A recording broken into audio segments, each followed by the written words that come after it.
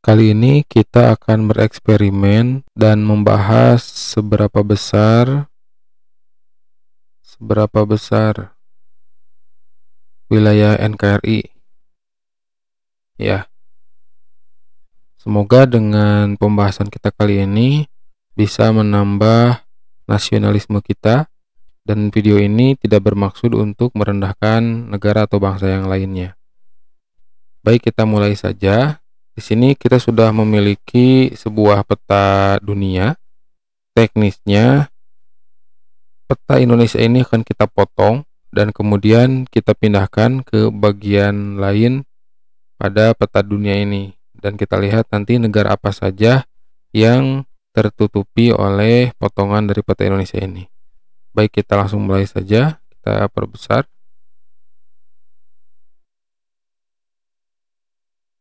Nah, ini sudah terlihat ya wilayah Indonesia. Ini yang akan kita potong. Kita potong mulai dari sini ya. Ini semepet mungkin ya. Sebetulnya ini ada wilayah zona ekonomi eksklusif, tapi kita coba untuk abaikan terlebih dahulu, dan dengan diabaikan pun nanti akan terlihat bahwa negara Indonesia ini adalah negara yang besar. Sedikit lagi.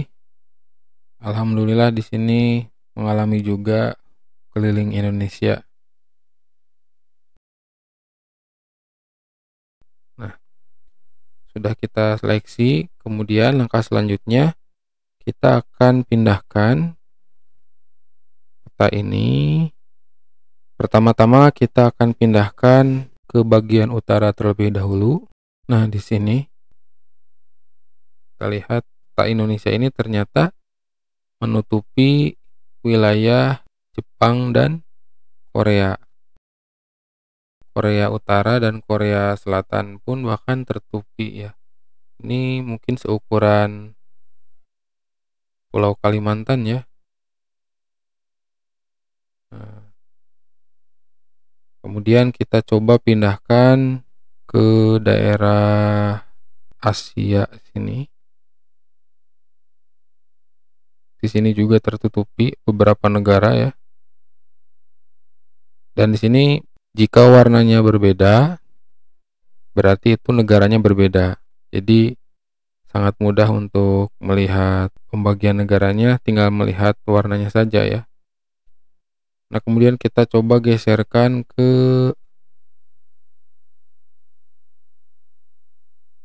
bagian sini, Turki ya. Nah, Turki ini kan negara di antara beberapa benua ya. Turki sudah tertutupi, bahkan daerah negara lain pun tertutupi. Di sini ada Syria ya.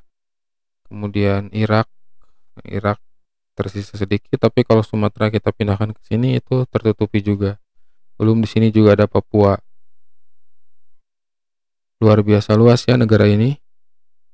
Nah, kemudian coba kita ke bagian Eropa di sini. Bisa terlihat di sini ada banyak angka ya. Angka ini menunjukkan negara-negara Eropa.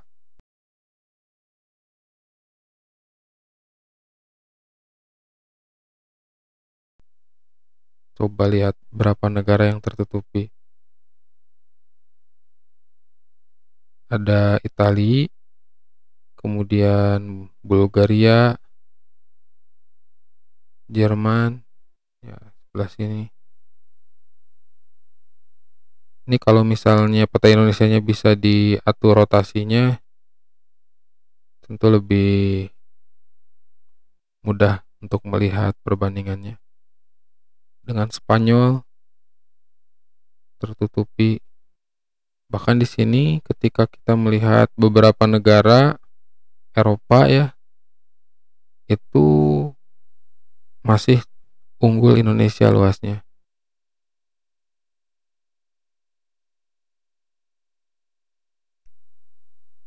Tapi perlu diketahui juga bahwa di negara-negara Eropa ini walaupun luas wilayahnya kecil, tetapi penduduknya itu banyak. Sedangkan di Indonesia, pulau yang padat penduduknya adalah di Pulau Jawa. Sekitar 57,5% penduduk Indonesia ini terkonsentrasi di Pulau Jawa.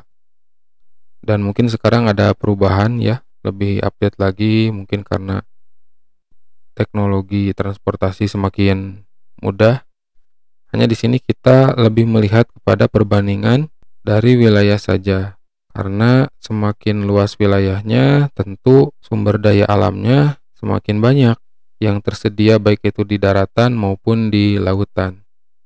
Seandainya bisa dimanfaatkan secara optimal, tentu ini akan menjadi suatu modal yang besar.